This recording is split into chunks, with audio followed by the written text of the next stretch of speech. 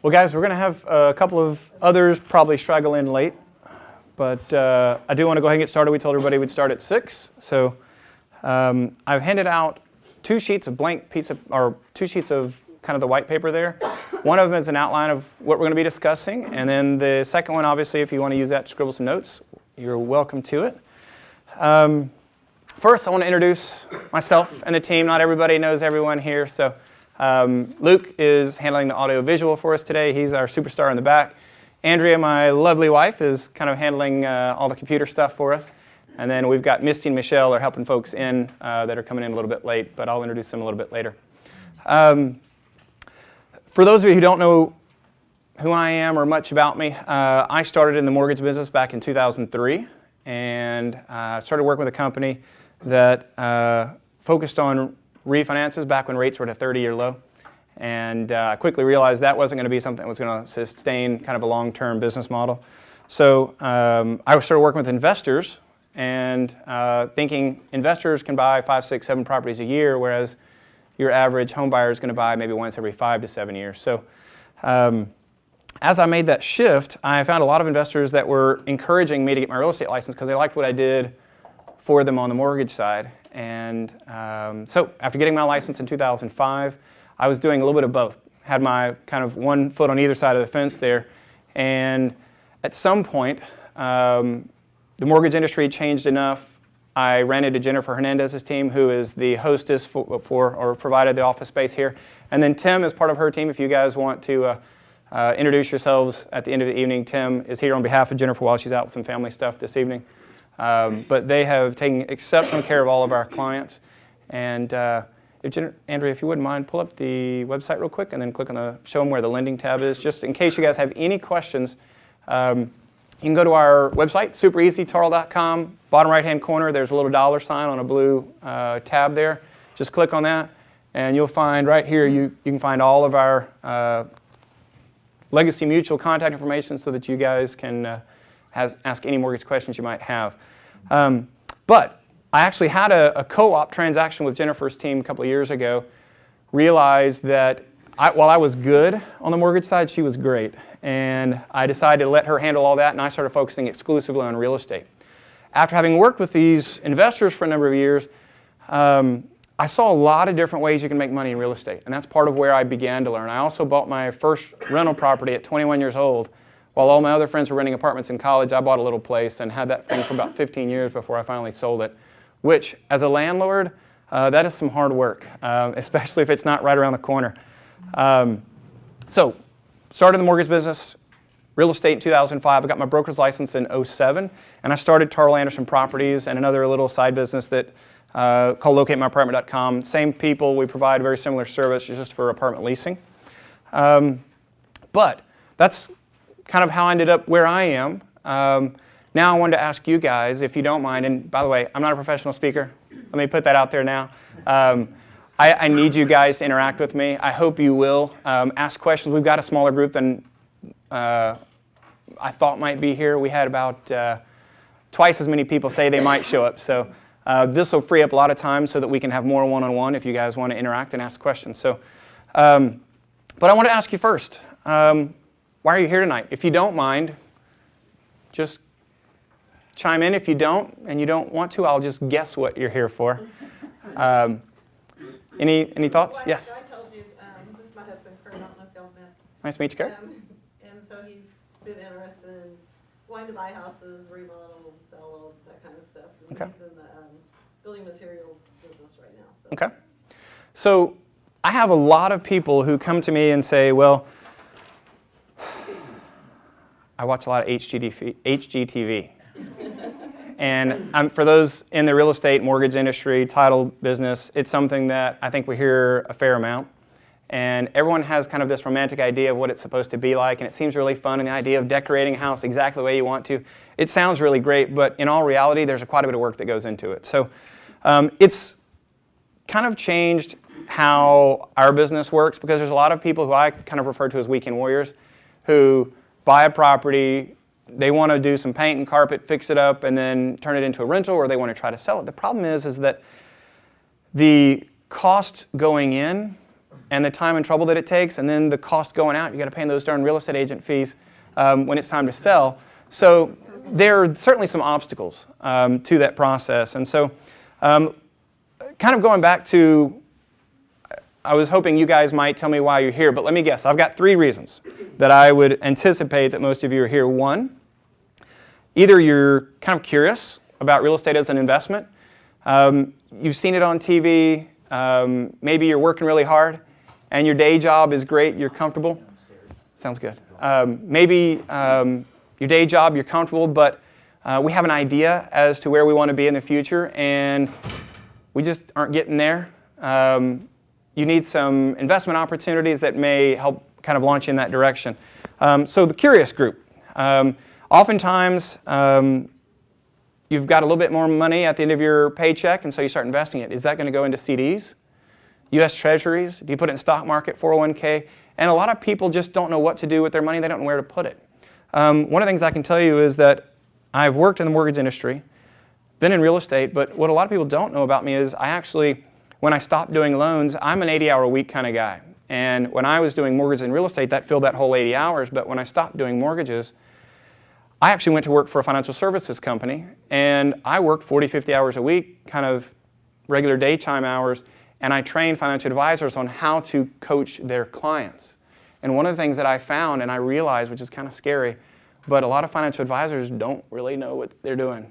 The ones who you're looking to for advice on your money, the guys that are really personable, they're great salesmen that make a lot of money, they're out selling. They don't have time to be looking at which stocks to invest your money. They're simply following the orders of someone above them. So, and a lot of people say, well, I've got all my money in my 401k, I'm buying my company stock, but for those of us, I was in college when Enron kind of went belly up, and I remember a girl sitting in the back of one of my classrooms, and she was telling the story of her dad who had worked all these years, and his whole retirement was in Enron stock. And he just had to start all over at 60 plus years old. And I remember that feeling and thinking, man, I don't know if I'm ready to turn loose of my money to someone else who I don't know. There's a certain lack of transparency in a lot of the investment world. And so I think that's part of the appeal for real estate is a lot of people say, you know what, I can see it, touch it, I can be there, and I have a little bit more control. Even if I don't have as much experience as a professional hedge fund manager or whatever the case may be, at least it's mine. And so when considering risk versus reward, you've got a couple different options you can pick from. Something that you can see and touch, somebody that you just write your name, sign a check, or whatever the case may be, and you've got to kind of pick which one of those makes more sense. Our second group of our 3 is the group that they're interested but they have questions. These are the people that watch HGTV. They've got a little money set aside, and they know that CDs and their checking account's not going to grow fast enough to get them where they want. And so the HGTV people I refer to as my interested. They're a little beyond curious. They're interested. And so I want to show a quick little clip of a maybe 30 to 60 second promo for one of the many, many TV shows that are on HGTV, and I hope you guys will enjoy. There's a lot of scary scenes in here if you've never done any house flipping. I'm Tark, and this is my wife, Christina. We're real estate agents. Ever since the market crashed, it's been a rocky road. With the family to support, we're starting a new business, flipping foreclosures, short sales, and bank-owned properties. We pay for these houses in cash. Sold to this gentleman right here. Some of the houses are easy fixes, just cosmetic, paint, flooring. but others are total teardowns. Hey, there's a deck out here. This thing is rotted. And you never know what you've got until you walk through that door. Oh my God. We have a major problem here. Oh my God, it smells so bad. What is that? Every window's broken. We are so screwed. I mean, this is the worst ever. I want to watch you catch No, a chicken. I'm manning the ball. I want to watch you catch a chicken. Oh shit. We got a leaker. Oh my God. There's something living in there. Tadpoles. This is so bad. The bigger the disaster, the better the makeover. We turn distressed properties into beautiful family homes. And we love what we do. So that's kind of just a little sample. of what so many people see on HGTV and other television programs. And it sounds like a lot of fun, but what they don't realize is this is a couple of real estate professionals, and it's not just one, it's two. And they're tackling this thing together. It's a lot of time and it's a lot of work. A lot of the clients that I talk to, the idea of spending your nights and weekends swinging hammers and rolling paint, it just loses its appeal really darn quickly. So the lack of time, the requirement for so much expertise, and then adequate funding. And that's one of the things a lot of people don't take into consideration. Now, Jennifer's team here, they offer a lot of financing for mortgages, but there's a couple of qualifications. There are a number of mortgage companies that will lend on houses that they know they can foreclose on and resell quickly and easily. What they're not going to do is lend on a property that is in a really bad condition.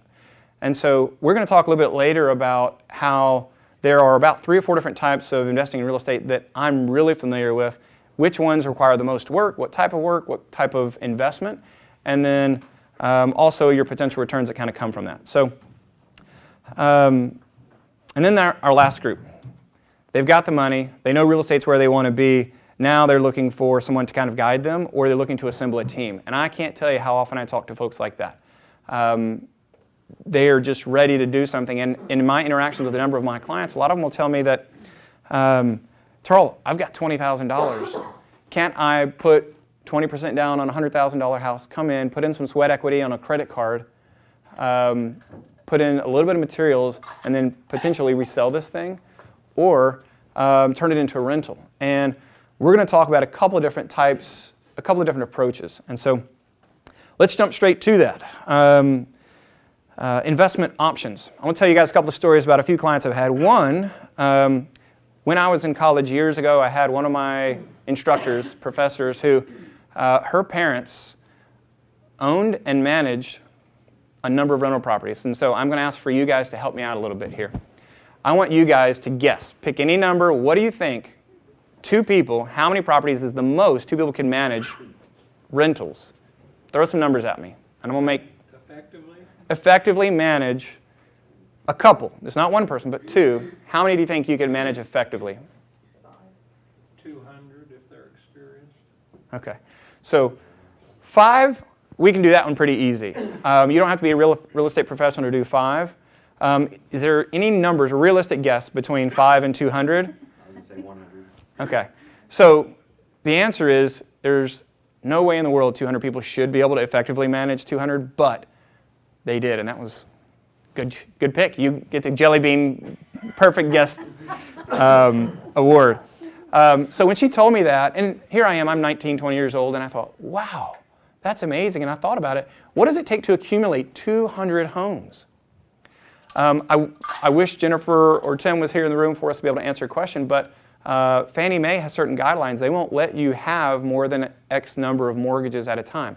When I did loans years ago, that number was about 10.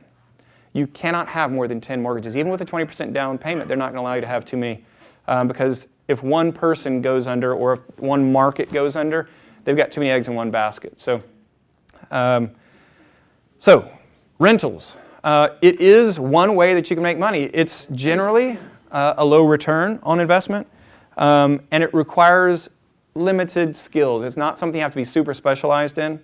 And I'm going to tell you about 2 friends of mine, 2 clients, both named Steve. One Steve I met years ago when I was doing mortgages only. And this particular Steve had about $50,000, and he said, Tarl, I'm going to need your help. This was back when I was doing mortgages. And he said, I'm going into the Heights area in Houston. I have access to permits. When permits are being pulled, I know when someone's about to demolish a house. And so what he does is he scrambles to find the owner of the property as fast as he can before they have it demolished. And he goes and knocks on their door. He calls them, finds their contact information, and he says, hey, before you tear down this 80 or 100-year-old home, I know it's in really rough shape. I think you're probably going to spend $5,000, $10,000 potentially to have it demolished and have it removed. I'll take care of that for you for free. So then he goes on the east side of I-45 in an area that I can't tell you the neighborhood name right now, but it's between 59 and 45 inside the 610 loop just north of downtown. And what he was doing is he was going to tax foreclosure sales, and instead of buying houses that needed all this work, he was going and buying maybe a lot that was worth maybe $15,000, $20,000. Once you get about 3 to 5 years worth of back taxes, eventually they start foreclosing. They're just going to say, hey, you know what? If it's your primary residence, there are some rules and kind of regulations. You cannot foreclose on someone's primary without jumping through hoops. On a secondary home or investment property, it's a lot easier to foreclose even for taxes. But if there's no structure on it at all, it's super easy. And so what they do is they would take these properties, auction them off, and he could buy some of these $15,000, $20,000 properties for $1,500. So he now had a piece of land for $1,500. He had a house. All he had to do, it was free, all he had to do was move it. So he would spend about $30,000, $40,000. He would remodel this old 100-year-old house, new plumbing, electrical, new sheetrock, new appliances, cabinets, all sorts of stuff, put a little landscaping in, and before you know it, he comes to me and says, Tarl, I've got $40,000 in this house, I need to cash out some of the equity. So at the time, we could do loans at about 90%. There were some lenders that actually go up to 95% for a loan-to-value ratio. So let's say that house is now worth $100,000. He's got $40,000 in it. Let's say I just make the math easy. We give him an $80,000 loan. So we've now put his $40,000 back in his pocket that he originally started with, but now he's got a house. He rents it out. Some tenant pays his rent for him or pays the mortgage for him, but now he's got his $40,000 back in his pocket. He's got a tenant. He now has a $100,000 asset that's appreciating at whatever real estate's appreciating at, but he's got an extra $40,000 now of, let's call it the house's money, kind of to use a poker pun or a casino pun here. But he took that $40,000 and did it again. But now he's got his original investment already back in his pocket, so he takes the $80,000 from that next job, splits it, does it 2 times, 4 times, 8, and it just keeps expanding. And within about 3 years, he had $2 million real estate portfolio doing this exact same thing. Now, one of the challenges, this is a high skill, high knowledge way to make money in real estate, but it also requires specific market timing. That is not always an option in very many markets. You can't just pick up a house and move it a mile down the road just any time. That happened to be a nice place where you get land cheap and where the Heights area was growing at a real quick rate. Now, lots over there kind of start at about $250,000, $300,000 just for dirt. So with his $2 million portfolio, he had tenants paying all of his mortgages for him, and he had this big giant pile of cash because he'd cashed out all that equity all the way along the way. And so he's able to take that cash and he was able to use that, go to the bank and get financing to start another school. So he has a school, it's a trade school or vocational school where he teaches kids that are out of high school but aren't maybe ready for a 4-year school. They're looking for some sort of vocation. And he was able to start a second campus because of this kind of little side business he had in real estate. So that's Steve number 1. Steve number 2, he was purchasing lots at a very similar kind of situation where he was grabbing lots maybe at a tax foreclosure sale. He'd spend $1,000, $1,500 for them, and then he marketed properties outside of a real estate agent. He just put signs, I think they're called bandits, at every stoplight, and it had a phone number on it. It said, owner financing available, own a piece of America. And what he was doing is when people call off of that, he was able to sell these lots that he would buy for $1,500. He was selling them for $30,000 and $40,000 a piece. But how many of us would own a $30,000 or $40,000 car if we had to come up with $30,000 or $40,000 cash all at once? It's not real likely. We'd all have real nice cars. But if you can put it into a $500 a month payment, we'll all drive them. And that's really what it comes down to, is he was able to offer financing in a way that allowed people that had never been given the opportunity to have credit available.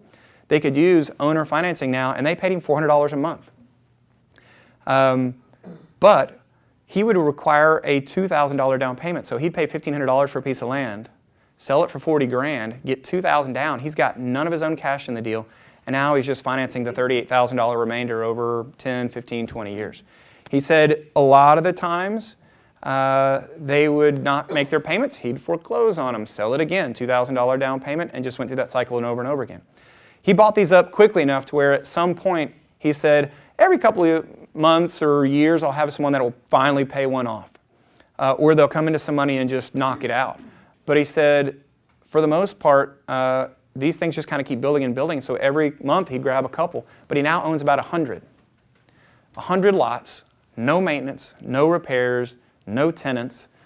He's now a bank, but he has none of his own capital in the thing. So we've talked about my college professor in rental properties, and we've talked about Steve number one. Now, Steve number one required market timing, separate from the high skill and kind of a mid-level investment of about $40,000. This last one is very low investment, requires a lot of skill and a little bit of time. But the reason I've gone through these three different options is because I want you guys to understand that there's more than one way to make money in real estate. It's not just what you see on TV. It's sometimes just kind of thinking out of the box. And there's the fourth option, which is more like what's here, where you're actually buying properties, fixing them up, and then reselling them. One of the things that you get stuck with oftentimes is when you buy a property and you hold it, then you're subject to market conditions. So like on Thanksgiving Day, OPEC met and determined that they were going to keep producing at the same rate while we kind of have an excess of oil right now. And as you might imagine, within any company, if you just from one month to the next cut your revenue in half, things are going to change. And I think the Houston market, from some of the reading that I've done and just my experience, we normally are about 2 quarters behind between major price cuts in oil and job losses. You might have seen some stuff on the internet about Schlumberger laying off, I think, 9,000 people. I've seen some other companies, 5,000. We're going to see something change here in the Houston market, and it's going to be about 2 quarters, or let's say 6 months after Thanksgiving, where we're going to start to see jobs really change. But studies have shown that it's about a 2-year change in the real estate market. So jobs and enough time passes, and eventually now people have been out of work for a while, they start to get foreclosed on, they burn through their savings. And so I'm not a huge fan of buy and hold, and there's a couple of different ways you can invest, and we've talked about all these different options. And the question is, which one do you pick? And that's going to kind of depend on what you're looking to achieve. And so let's take a look at the hexagon. We've got, the way I like to draw this, and at my office we've got a big marker board. We didn't have that here, so we put it in a little digital format for you. I figured it'd be a little bit easier than this. There are 3 stages in life, and this is one of the things that I used to work with on the financial planners that I talk to. You've got, in your first few years of life, working life, I should say, between the ages maybe 20 and 40, we're focused on accumulation. As we get older, we're not trying to grow so much what we have, we're trying to just preserve what we've worked so hard for. And then lastly, kind of between the ages of 60 and 80, we're looking to spend down what we've worked so hard for over all those years. The problem is that if you guys are like me, Friday's my 38th birthday, I'm about right here, and I haven't accumulated what I need to be prepared to move to the next stage. And so you're not just getting off of one bus and then stepping onto another bus. It's a little more of a smooth transition. So let's say this curve should look something a little more like this.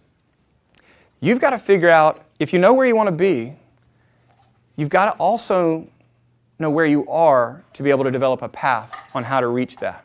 Does that make sense?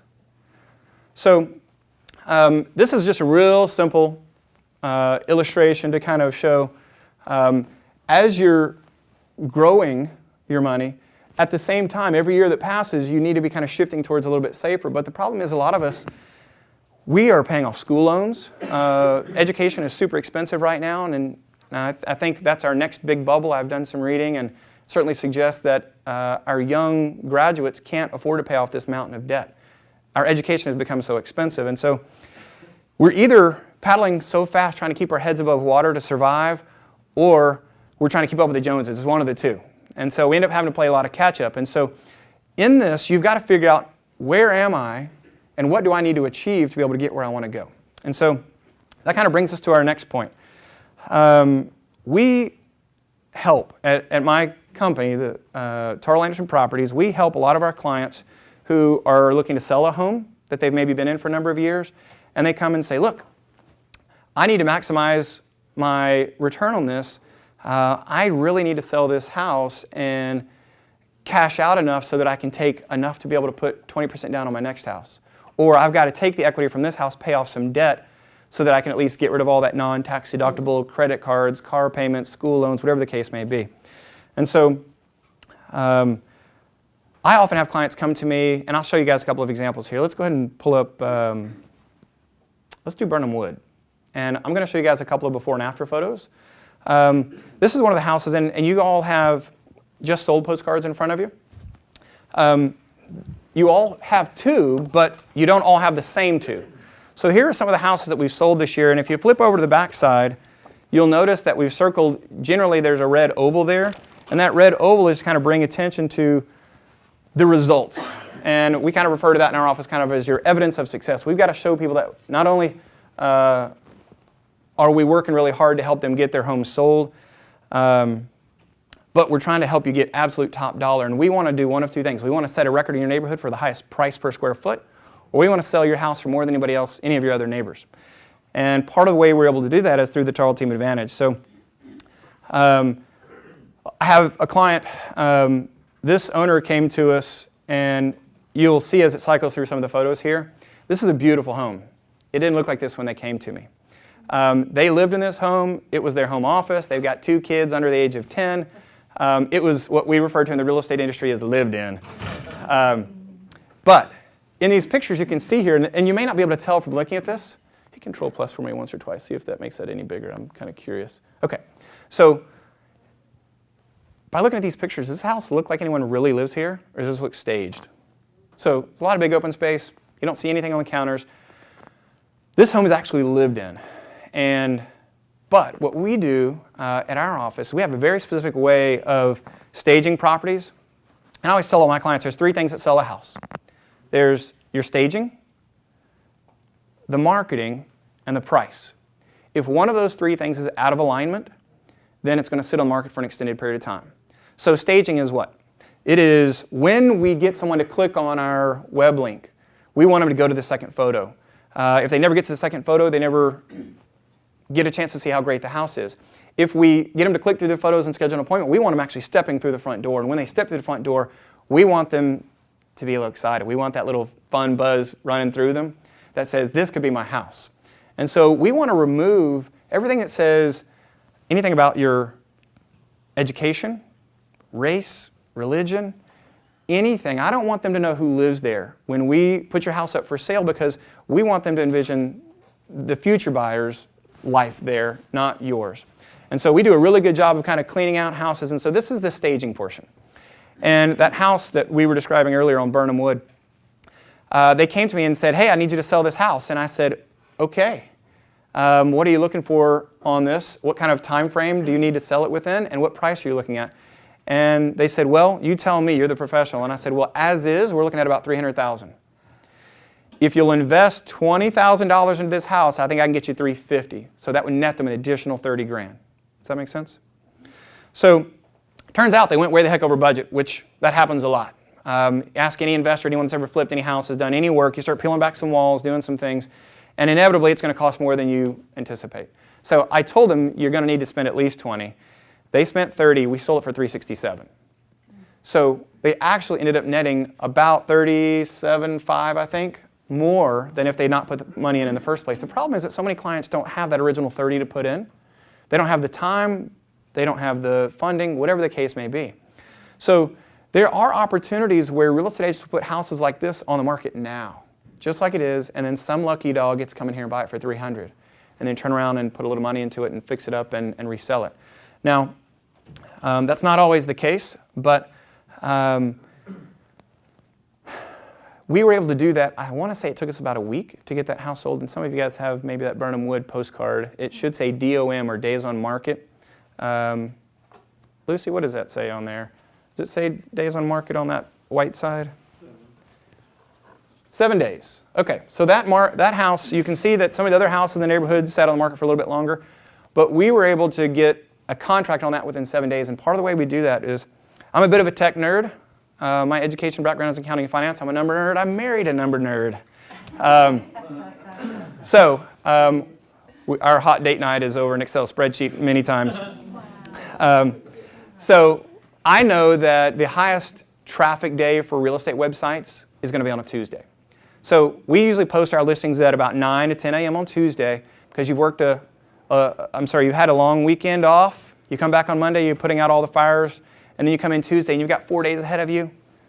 Last thing you want to do is start working. So what do? You start clicking around the internet. It's a nice, fun little distraction. And so many people do it. And that happens to be the highest internet traffic day. So again, we post our houses between 9 and 10 on Tuesdays. Then we look for all the agents who've represented a buyer in a particular neighborhood, and we call all of them and let them know that we've got a new listing coming up. We also tell them, hey, we're going to send you an email later today, and it's going to have a video of this property along with 32 high-quality professional photos. If you have any clients that are interested, please forward this link to them. And we're having an open house on Saturday, but I want you to know that the seller will accept the highest and best offer by 5 p.m. on Monday. So the whole process is 6 days. And we've had great success with this method, and we kind of refer to that as the Tarl Team Advantage in our office. You'll see that on all of our marketing stuff. And as you're flipping through that clear report cover, one of those pages is called the Tarl Team Advantage. It kind of walks you through the different stages. So we've got photography, and Andrew's going to show you some examples of where you can find that on our website. So if you go to the home page, then you go to the very bottom, we've got the Tarl Team Advantage, kind of floats around down here somewhere on a blue button, and then she's jumped ahead so that you can see staging. And it kind of talks about here, when you click on staging, it'll take you to another page where you can see some of the befores and afters of some painting, some renovations, some staging. It's all kind of in there. But it's not just photography. It's video. And we're going to show you one of our active listings right now. It's at the Mosaic. It's a high-rise condominium not too far from here. It's over near the Med Center.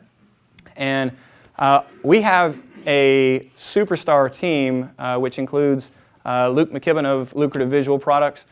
He does all of our photography, video, social media, and web design. He's done all of this stuff. But I want you guys to see, we have a really nice, really expensive drone helicopter with a camera on it. And we're able to shoot all of these really nice properties and be able to help a potential buyer that's from another country potentially see what we have to offer for our sellers. The last 3 houses that we've sold for cash. We had a young man who's 18 years old who bought a house cash last month. And Debbie, that was the one where we had our young internet superstar, Taylor Caniff. Yes, he's made a fortune somehow on the internet. I don't even understand it. Anyone over the age of about 30 has no clue. I'm one of them. But the guy made a fortune, and he bought this house sight unseen because of the photography and the videos. You wouldn't believe how often that happens. And so we've talked about photography, video, a web presence. You can see here that we've got a pretty cool website.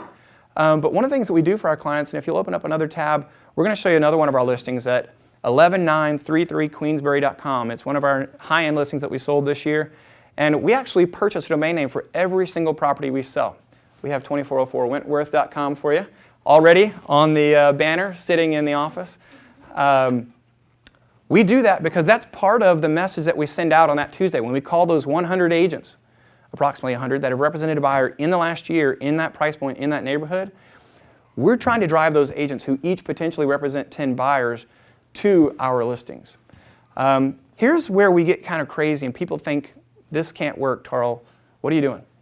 We post on Tuesday. We call those 100 agents on Wednesday, and we don't let anybody in the house Tuesday, Wednesday, Thursday, or Friday. We jam them all through the door on our open houses on Saturday. Usually we open our doors at 10 a.m. and we have a line of agents sitting outside, cars parked all in the driveway and all around, because we've told them, we've created a sense of urgency by saying the seller will accept the highest and best offer by 5 p.m. on Monday. And what we've been able to do is we've been able to push so many people into a small space that maybe there's 15 people there. And Andrew's going to pull up a time-lapse video here for you where we put a little GoPro camera off in the corner on all of our open houses. We take a photo every 5 seconds for 3 or 4 hours while we have our open house. And then we take all those photos and we put those into a time-lapse video and we email that to our sellers on Monday around 4 o'clock. We also put together an Excel spreadsheet that shows all of the offers and all of the kind of net values that they're going to get. And we allow them to pick from all the offers that we present. But one of the houses we sold this year, which one of these postcards is on Breton Bay, we received 13 offers in the first 48 hours after we let our first body through the door.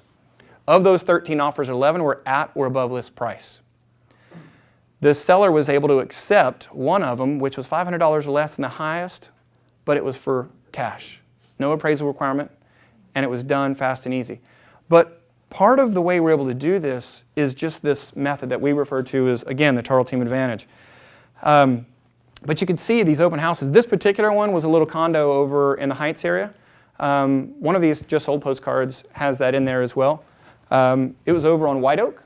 And this property, they had not had a sale above $155,000 on a 2-bedroom, 2-bath at the time. The client came to me, and I'm going to ask Andrew to do something I hadn't prepared her for, so if you would be patient with me.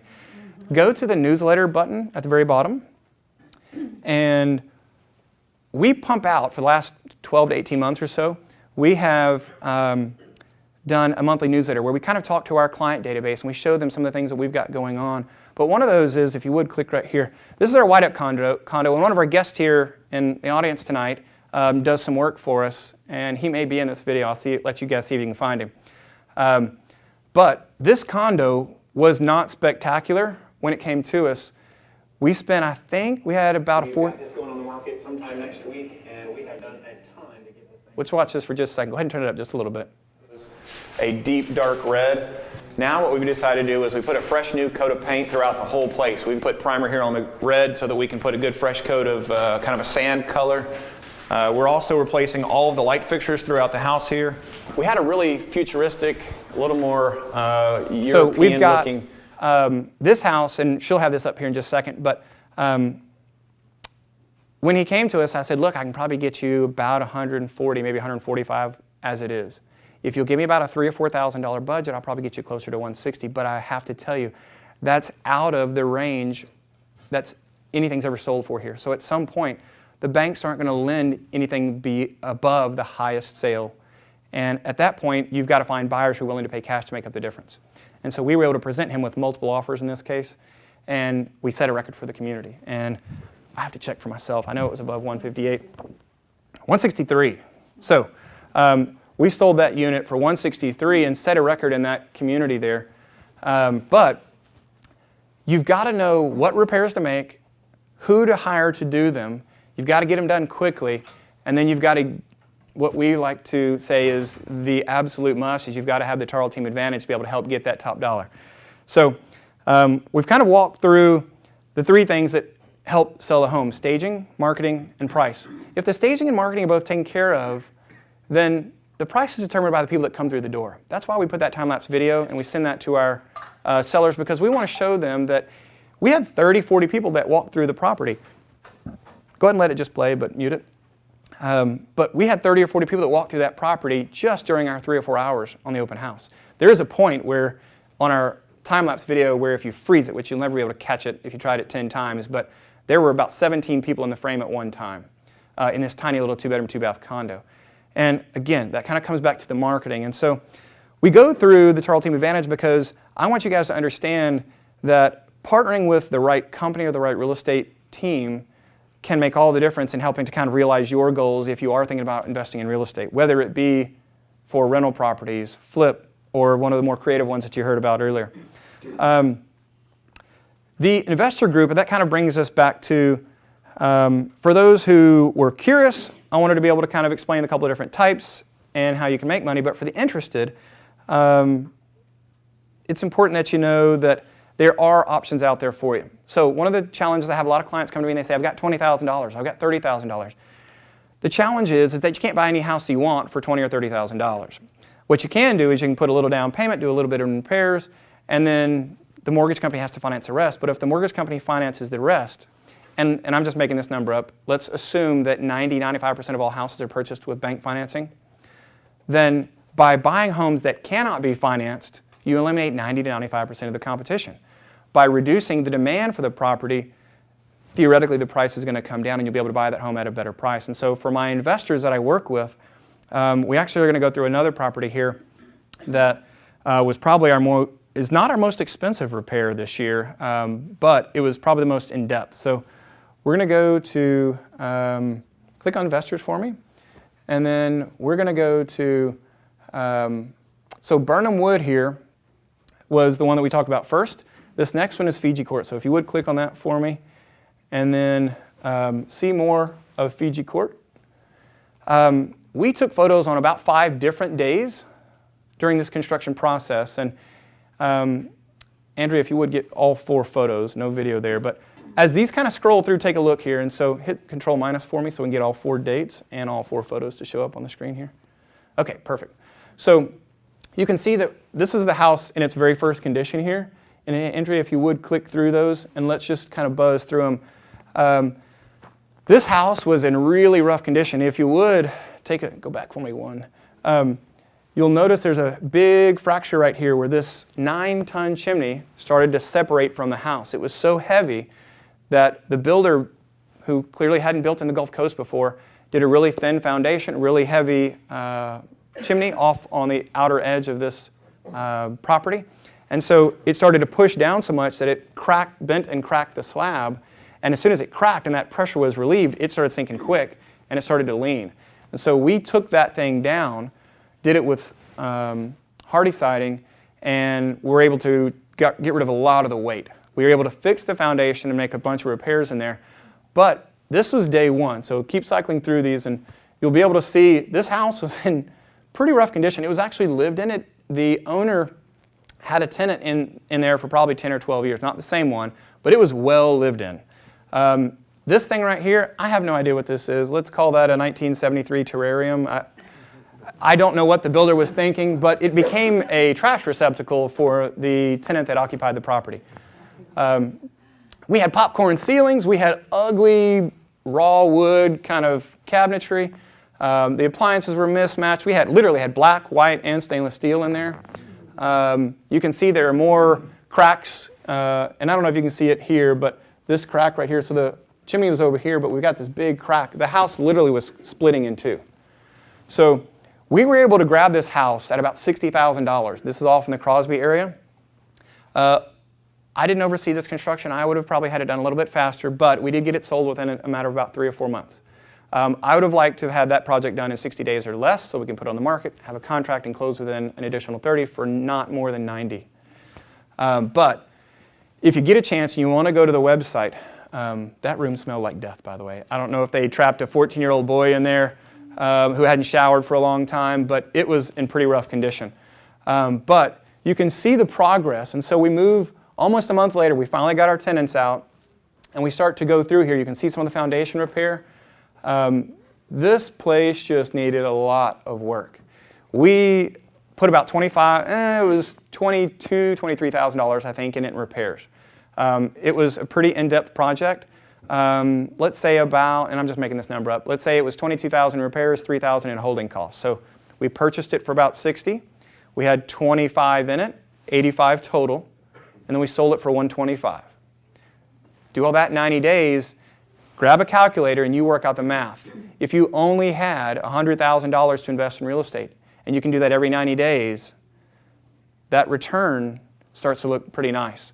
But you've got to have somebody oversee that construction project. Someone's got to be on that job site at least once a week, if not once a day.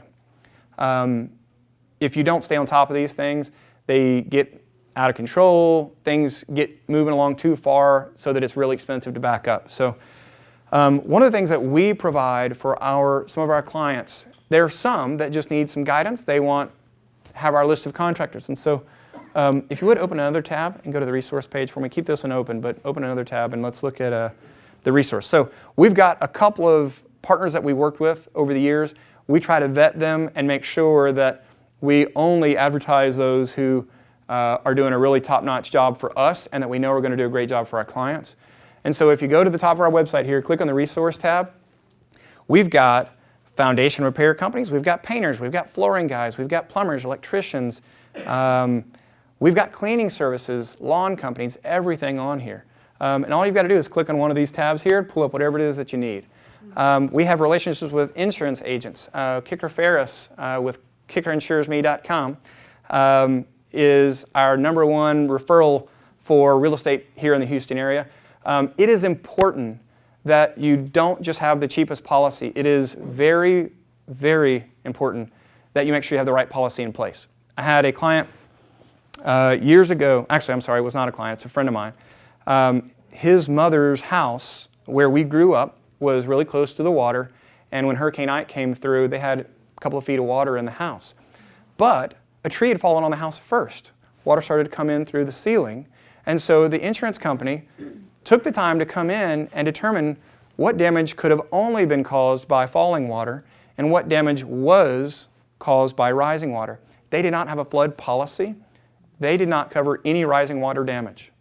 Even if it would have been damaged by the falling water, also, if it then was damaged by rising water, it was not covered. So they needed about $80,000 worth of repairs to get this house back into shape. The insurance company cut them a check for 30 grand. My buddy, who's about my age, had to quit his job for 9 months. Luckily, he was in the position to do that, and he worked on his mom's house. They didn't have the resources to be able to designate that much time, that much money into that repair. So they have a lot of sweat equity in that repair, but the right insurance agent and the right insurance policy would have saved them a lot of time and trouble. So please make sure that you've got the right coverage. That's super, super important, and it's important that you have the right team in place. And so we've talked about the Tarl Team Advantage. With regard to the investor group, how it works, people say, well, you know what, if I want to get involved, how do I get started? And you know what, I don't really want to be part of an investment group, but what if I've got my own chunk of money? I've got $200,000 cash, I want to start investing on my own. Can I just do it on my own? Absolutely, and we'd love to help you. The challenge is that you buy a house one time, your money's all tied in that one project. I know that statistically you're looking at 9 out of 10 jobs you make money on, maybe 4 out of 5 if things are tough. You will lose money on a project here and there. If you're in 5, 10 deals a year, it all washes out. If you're doing 2 a year, you might hit one, bust on the other. So there is some advantage in pooling your money and kind of diversifying your risk a bit and having some partners who kind of share in that with you. So one of the things that we've kind of talked about is how do you go about buying these properties? How do you find them? And everyone says tax foreclosures. That sounds great. Call mortgage companies and ask them if they've got a foreclosure department. See if you can get on their list. But if you're not buying in a big enough quantity, they don't want to deal with one Joe Blow who buys a house every year. They want to deal with an investment group that's buying 5 a month because they know they can call them, they've got cash, they're ready to go. They don't have to interview them, vet them. They don't have to wonder whether or not the cash is going to be there when it's time to close. So there are advantages to being part of a group and pooling your money. The repair part. Some people say, okay, great, I know how to find my own houses. I don't need your help. That's fine too. But how do I go about repairing these? I work a full-time job. I don't have time to be on the construction site once or twice a week, certainly not every day. I don't have the contacts. So one of the things that my team does is we will recommend our contractors, if you'd like, and let you handle all of that, but we actually will oversee the construction process for a fee if need be. Very oftentimes that fee is cheaper than what you make at your day job, and so you need to just refer that business out. If you need that help, let me know. And then the last part of that equation is the selling, and that kind of comes back to the Tarl Team Advantage. We know how to sell properties better than anybody in Houston, if you ask me. I challenge and actually invite you all, try to find someone that's doing something like this, because I'd love to get some new ideas. I feel like we are kind of on the cutting edge, but I feel like this industry, and by the way, I'm not quite, I used to be able to, a couple years ago, say I was 20 years younger than the average agent in this industry. I'm creeping up on the average quickly. But there are a lot of older agents who are just not willing to adopt some of the new technology. They're not willing to learn any new tricks. And then there are a lot of agents that, regardless of their age, are just too new to the business to be able to be experienced enough to be able to offer you the experience specifically that only comes from failure. I've tried every way. I've failed a bunch of those ways, and we've figured out through trial and error how to make this work. So if you have any questions, any help that you need, we can help you as much as you want to be involved. If you want to be swinging hammers and rolling on paint, go for it. We will be glad to help you identify those properties and then sell them when you're done. And that kind of brings us to the last part of our presentation here, the funding portion. We have been doing this and helping investors. We've had great success with it. I'd like to do more of it, and I'd like to help a number of my investor clients who say, I'd like to get involved, I just don't know where to get going. And hey, come on in. I don't know how to get started. And too often times it requires too big of a chunk of money, too much expertise, too much time. And what we've done is we've assembled everything you need. So we just had one of our guests show up. Juan does a lot of our contract work for us on a lot of our construction projects. He has a great team of folks that he works with that he's able to maintain multiple job sites at a time for us. And he's one of the first people that we refer everyone to. If he takes care of it, I don't have to do anything, and it really helps me out. So we love it when he takes care of our clients. But the benefit of kind of pooling all your money is that you're able to now, and I'm just making up these numbers, this is kind of a what-if scenario, but if we had $1 million of cash, we can get 10 folks with $100,000, or we can get 100 with $10,000 apiece. Let's say each percentage of that $1 million, of 100%, each percentage is represented by $10,000. If you only had $10,000, you're 1% owner in the company. I don't own the company. It is not mine. We have Nick Dupree here. He's an attorney. He does estate planning. And Nick, do you have a card? Oh, here it is right here. So he's a board certified in estate planning and probate. I had a chance to sit through one of his presentations not too long ago.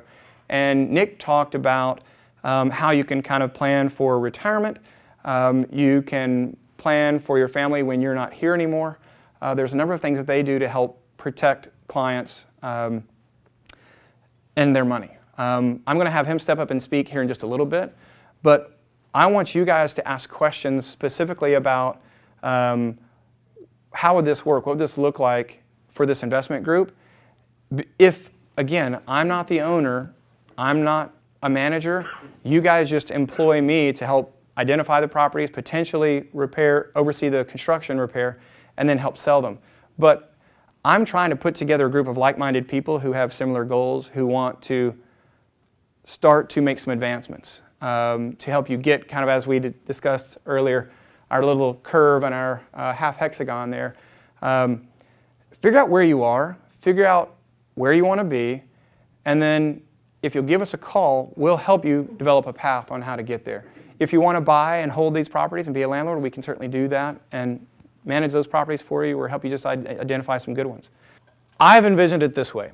If we had $1 million, we've got each $10,000 represents 1% ownership, and we're able to fund that fully. That would allow us to be able to then purchase, and I'm just making up these numbers again, purchase $200,000 worth of homes a month.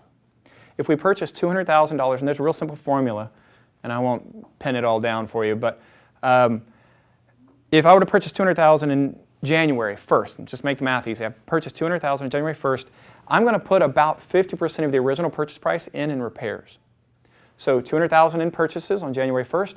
Over the next 60 days, we're going to put $100,000 in repairs. Now that could be one property for $200,000, or it could be two properties for $100,000 apiece. Again, just making the math easy. But that's $100,000 worth of repairs over the next 60 days. Right about the time we get that house finished, we put it on the market, we get a contract in 6 days because of the Tarl Team Advantage. We then have it sold and closed in about 30 days after that. That's about the average length of time that a mortgage company needs to be able to get a deal done. So that whole life cycle for that one house purchased on January 1st, in 90 days it's gone, and you've got that cash back. But now instead of the $200,000 in purchase price, $100,000 in repairs, we've got $300,000 invested in that one property. But on February 1st, we bought another $200,000 worth of houses. And we just, it's a laddering effect. So the houses that you purchase on February 1st, we've got $100,000 in repairs going in over the next 60 days there. And then we get that contract, get it sold in 30, and then so you get all your money back 90 days after you purchase it. So let's assume we've got that kind of steady flow. Well, if we purchase a house on January 1st, February 1st, and March 1st, by the end of March, we're selling that first one. Now we've got funding for our April 1st house. But 3 projects with $300,000 in them each, that's $900,000 tied up. But if we've got $1 million, that gives us a cushion in case we go over budget or until that takes a little bit longer to be able to sell. But again, it's not going to necessarily be one house at $200,000. It might be 3 at $65,000, $70,000 for the original purchase price. It just kind of depends on what's out there. One of the things that I've told a lot of my clients, specifically investors who come to me and want to do this, is there's a real simple formula. Your purchase price needs to be half of your final sales price. And you need to spend half of that potential profit needs to go in repairs. If you stick with that formula, you can make money in this business. Where so many people screw up is they buy a house for $80,000, they think they can sell it for $100. There's only $20,000 there, and you're going to end up losing 6, 8, 10% of the gross sales price, the final sales price. We refer to that as the ARV, or after repair value, in our office. That 6% of that ARV goes to your real estate agent. 2% goes to title companies and third-party fees, attorneys, things like that. And then you might have to pay for 1 or 2% in repairs, buyer's closing costs. So you're going to oftentimes lose 10% of the value of the home when you sell it. That liquidation cost, count it in on every house you buy. So if you bought it for $80,000, you're losing $10,000. Then if you can get it worth $100,000 and with your repairs, then your maximum profit is $10,000, and you've got to do some repairs out of that. There's just not enough margin there. But if you bought that same house you expect to sell for $100,000, if you can buy it for $50,000, you can put $25,000 in repairs. Now you've got $75,000 invested. You sold it for $100,000, you're going to net $90,000, so you got a $15,000 margin there. And that margin is not money you put in your pocket. That's your cushion for your learning curve. When you're brand new to investing, you really need to make sure that you're really, really conservative on your first couple of purchases. If you don't have huge potential margins, you get too close to the edge, you end up upside down on your first 1, 2, 3 properties. And I don't mean all of those cumulatively, but if you're losing money on your first, second, or third property, it can wipe out the gains, it can wipe out your original investment nest egg, and you just quit. And so many investors do that. I have a number of clients over the years. I had one guy came to me, he said, Tarl, I just bought this house. It's a VA foreclosure. Now this was years ago. I bought it for $65,000. I said, well, great. It sounds like it's pretty hard to lose. Well, he was a real handy guy, and he spent 9 months repairing this on his own. He didn't pay contractors to do it. He literally did every single thing himself. He spent 9 months worth of taxes, insurance, and interest. Those are holding costs that you now can't put in your pocket. And if you would have transferred ownership sooner, you could have let the new buyer pay for those 9 months, and you could have taken that money and let them get the house for a cheaper price. Or what I encourage him to do, instead of taking 9 months, and I'm just making up this number, let's say his holding costs over that 9-month period were about $10,000. He could have spent $10,000 on labor and had all that work done faster and had that property sold in 60 to 90 days. He would have made the exact same amount of money, but he would have freed up his investment capital faster for the next project. The challenge a lot of investors come across is they're really handy, they've got great vision, they've got the money, but they don't understand the value of speed. So do me a favor, go to tarlismyagent.com.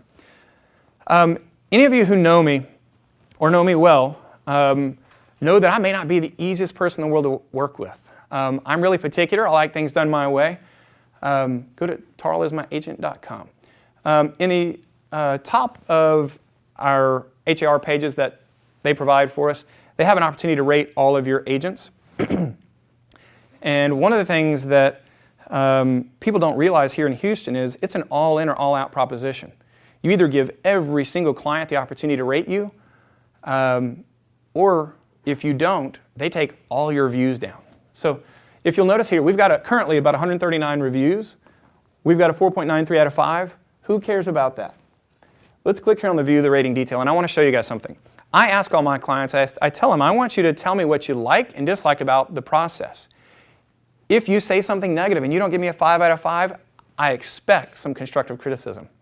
And we do really well with our scores, but I want to scroll down just a little bit till we get to Burnham Wood. And I want to read something to you. It's kind of funny. This owner, which is one of the houses that we featured here earlier, let me read this to you. It says, the photos and videos of our house were absolutely amazing, and his methods to selling a house, while can be a bit stricter than other realtors, proved to get us top dollar for the house and only 6 days after listing. I am a bear to work with. Juan can attest to that. I am up his backside all the time. I need this done yesterday, and I need it done cheaper, and I need it done better. And having someone who has the ability to be able to stay on top of these guys and make sure that the work's being done quickly and it's being done with high quality and at an affordable price, allows me to get out of one project, get on to the next. So to go back to our Fiji Court example, that was the house that we showed the pictures of, kind of the different dates and all the different stages. If you get a chance, you get home, look through that. Some of those pictures are amazing. We did some incredible work. We tore walls down. We pulled ceilings down that were once vaulted. We brought them down. We ripped out pretty much everything down to the sheetrock in that place. But you can't do that if you don't have a good crew in place and you don't have someone overseeing them that has a vested interest in your success. And one of the things that's true of everybody in this room is I know you all personally. I invited you all to come here and so that I could answer your questions. We've had a proven track record of success. We sold just shy of $11 million of real estate this year. My hope is that we continue the growth rate that we have. We've had 50% growth year over year in revenue for the last 4 business cycles. I'd like to continue to do that, but it is exhausting driving folks around nights and weekends and showing houses. One of the great things about this investment group is I can get up and I know the numbers. I've got to be touring 50 homes a week on behalf of this investment group to be able to find 10 that I think are worth submitting an offer on. If we submit 10 offers a week, we might get 2 houses a month. But for that amount of time, to be able to identify the really sweet deals, that allows me to have a 9 to 5 and I can be home for dinner every night. But that means I'm going to have to set aside some of my buyer clients who refer those to some of the superstars that are on my team. So Misty Bacon in the back of the room here, she has done a ton of great work for my agents. 2014 was the first year where I actually felt comfortable handing off a lot of my buyers, and she's a lot better looking and she's a whole lot more fun to be around. So my buyer clients, I think, appreciate that. But it allows me to be able to focus on my sellers. And I'm really good at that part.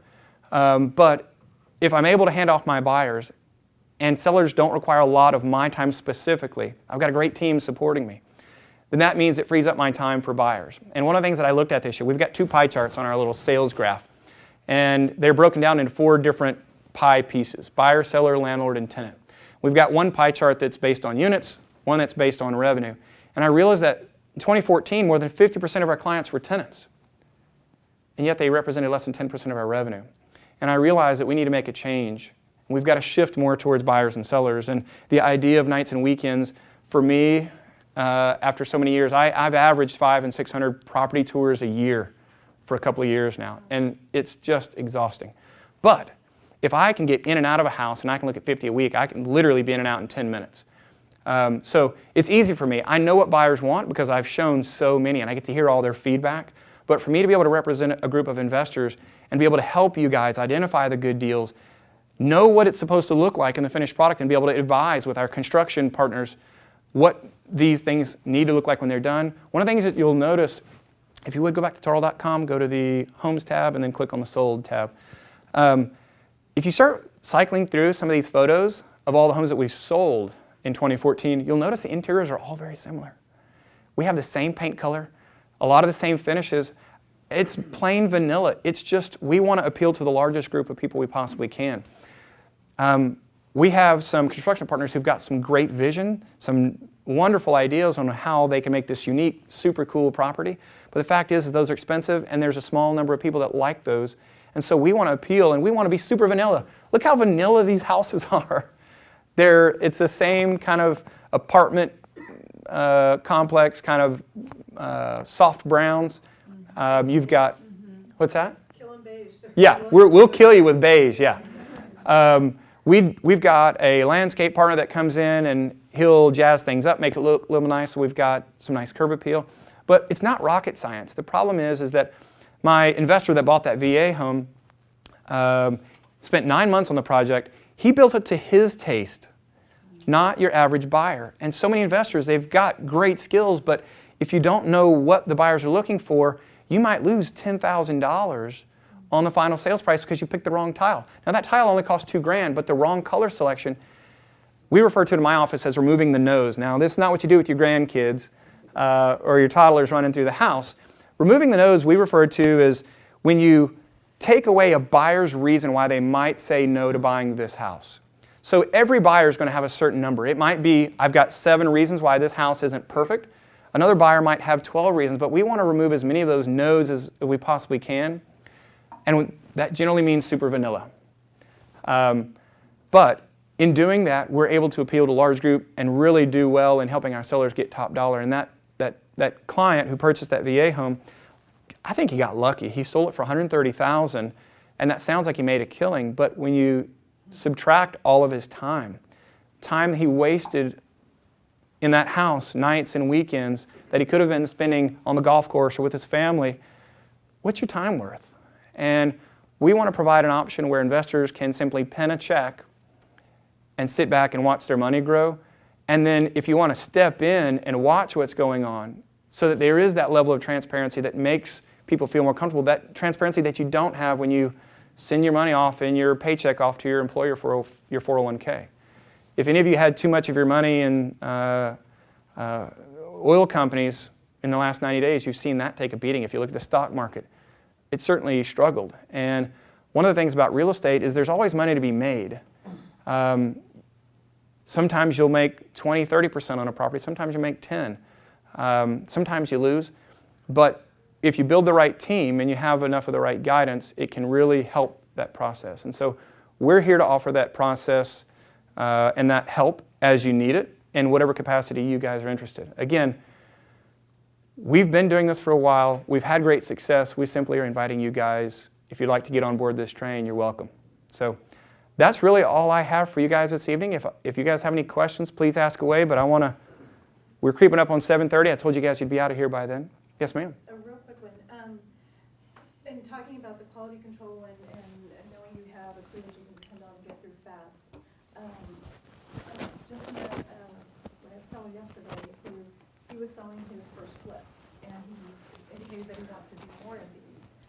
If you have an investment group and one of the investors wants to be the person doing the work, I won't be a part of that. Okay, that was my question. So, to me, there's no way of controlling the quality. Well, and it's like, well, I did the painting, I did the yard work, I spent 12 hours, I spent 20, I don't want to deal with that. So the way I've envisioned this is if, let's say you personally have $200,000 you want to invest, and you want to buy a $100,000 property, put $50,000 in, and then you want a $50,000 cushion in case things don't go the way you want, then I'll help you identify that property. We'll get you all the way to the finish line. You can sell it on your own. That individual investor with that property. Correct. Yeah, as opposed If you want to do the repairs, then yes. Yeah. Most of my clients work a day job. They've got a certain amount of money. They may not have $200,000. And I generally recommend, and again, this is coming from, I coached financial planners for a number of years on how to advise their clients properly. Don't ever put more than 20% of your investable portfolio in one basket. You need to have it spread around a little bit. And if someone told me they had $100,000 total, I'd say you don't need more than $20,000 in here. If you're not putting in more than 20%, then if things don't go the way you want, then it's not going to kill you.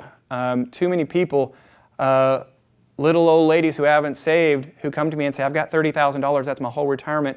Can you invest this? And I'd love to see you double it in 3 or 4 years. We could probably do that. I won't.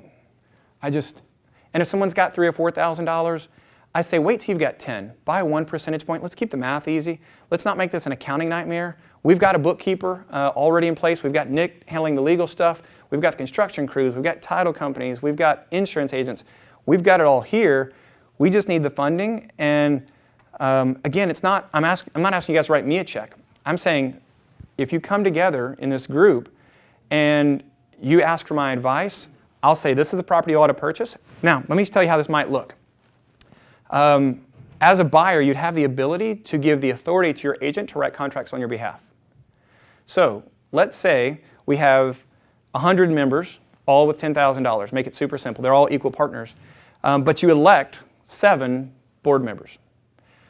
Those 7 are responsible for certain duties that nobody else will have to deal with. But I submit 10 contracts a week, and I do a 10-day option period on each.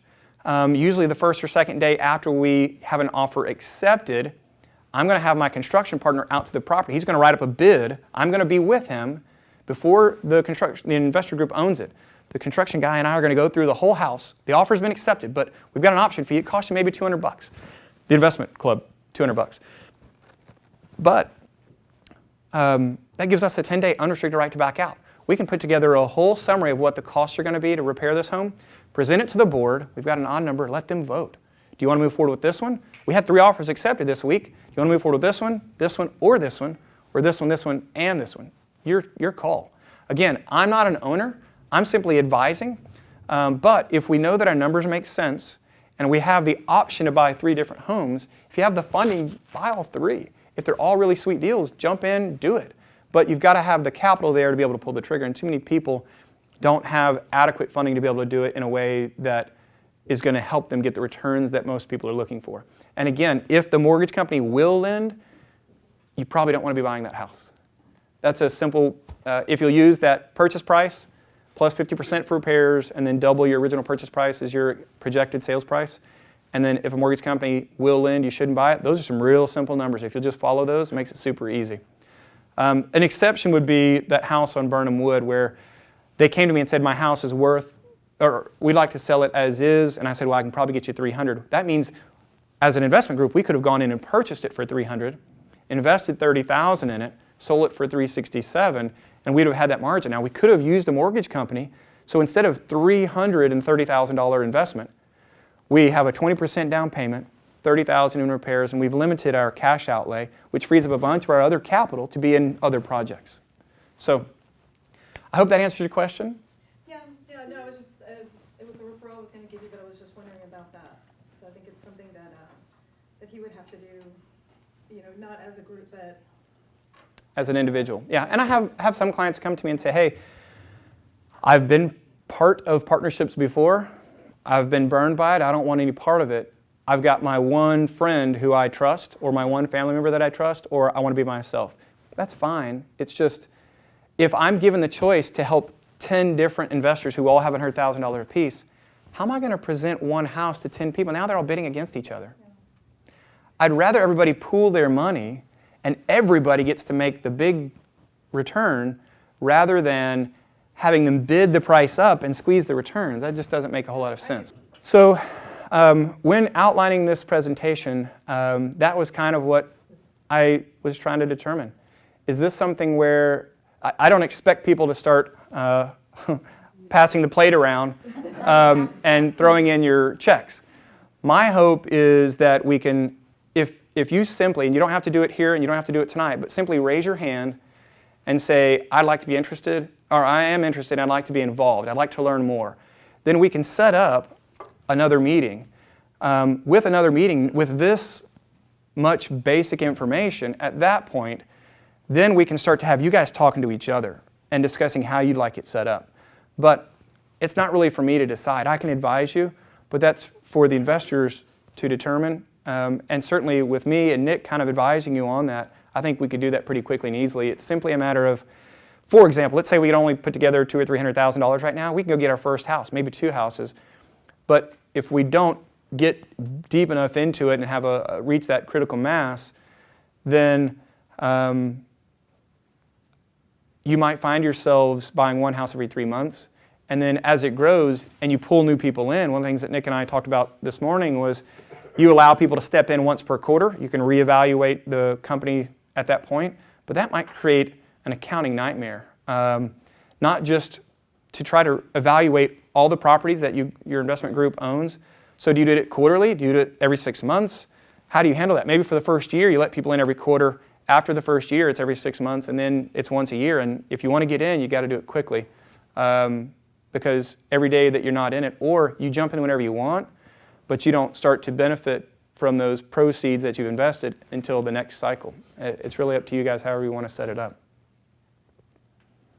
Any other questions? So I got a lot of my retirement in oil businesses, so I'm always looking at the forecast. What is the forecast for the house market in the Houston area?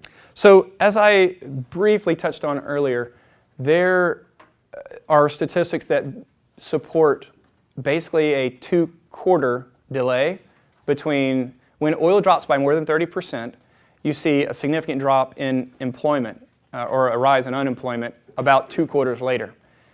About 2 years after that 30% drop in oil, you start to see housing prices change. So let me explain something, and again, by the way, it is past 7:30. Any of you that need to leave, please feel free to do so. one of the things that we track in the real estate market is the total number of homes that were sold last month, and we divide that number into the total number that are available now. So let's say there's, in Houston, 30,000 homes available for sale today, but 10,000 were purchased last month. That means if no new homes are put on the market, the 30,000 that we have will be absorbed in 3 months. So we've got a 3-month inventory. That number has been hovering between 2.5 and 3.5 for most of the last year or two. That number is supposed to be about 6 months. We have way too many buyers and not enough sellers. And when you have that increased demand and a limited supply, prices go up. As the demand falls, and if the supply were to stay the same, prices will drop. Does that make sense? And so we're not looking to see price drop in real estate. We're looking to get to a certain level of normalcy where its trajectory is not like a rocket ship.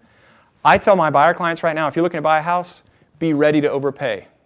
If you're not ready to overpay, now is not the time. I told you about that house we put on the market a couple of months ago and we got 13 offers. 11 were at or above list price, and that was within the first 48 hours. Imagine being the second buyer in that line. You've reached for the stars and you still came up short. Statistically, I know that my clients have to look at about 4 or 5 homes before they find one that they're willing to make an offer on. Years ago, you looked at 5 houses, made an offer, probably had it accepted. Maybe you don't like the seller's terms or the inspection doesn't come back well and you change your mind. But now my buyers are looking at 4 or 5 homes, making an offer, they don't get it accepted. Second group of 5, they make an offer and they don't get accepted. Third group, most of my clients are submitting 4 or 5 offers before they get aggressive enough with their offers to have one accepted. So now I'm showing 25 houses when I used to show 5. My picky buyers maybe 10 or 15. Now it's 25 to 50. So as the market cools off, we're just going to get back to a level of normalcy that we should be in. So it will make purchasing homes a lot easier. Does that make sense? But you'll be involved in that with the group. Absolutely. And by the way, again, because I'm not an owner, I'm not a shareholder in any way, I can be hired or fired at any time. There are 25,000 real estate agents here in Houston that are a member of HAR. I'm not the most experienced, certainly not the best looking, but I know my niche pretty darn well, and I have a business background that a lot of other real estate agents just may not have had a chance to experience. They know houses well, they know buyers, and they know sellers, but without that business background and kind of understanding the value of speed, it's a different experience. And as I told you guys earlier, I'm an 80-hour-a-week kind of guy. A lot of agents get into real estate because they like the idea of working 20 or 30-hour weeks. It seems like an easy job, and so there isn't a ton of competition, in my view, from other real estate agents who are willing to put in the work that would be required to assist this investor group. So I feel my position is pretty secure. It's simply a matter of putting the investor group together who are like-minded enough to start to move forward on the same direction. Any other questions? If there aren't any, then I'd like to thank you all for coming. I know we've run over quite a bit. I would encourage you guys, if you want to take those clear reports, report covered, there's some stuff in there about our team. If you have any questions, please feel free to call anytime. We're super easy to find, tarl.com. And otherwise, feel free to grab some food, take it home to the family, and I'll stick around for a couple minutes and answer questions if you're too shy to ask in front of everybody else. Thank you, guys. Thanks for coming.